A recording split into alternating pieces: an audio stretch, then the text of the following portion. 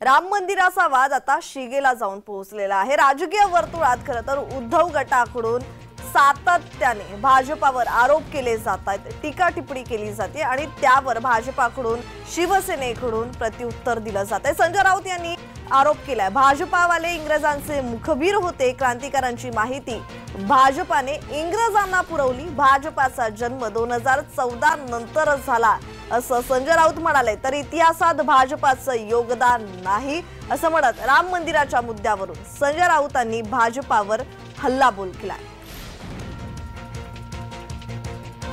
2014 नंतर जन्माला आलेली बालकं आहेत, पण आधीचा भारत, आधीचा इतिहास, आधीचा संघर्ष या देशातला माहित नाही।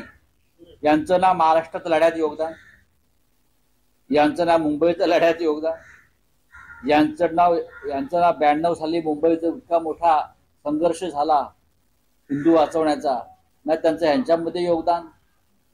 तो अत्यंत लढ्यात त्या कुठे औषधाला दिसत नाहीये, कुठे आहेत हे?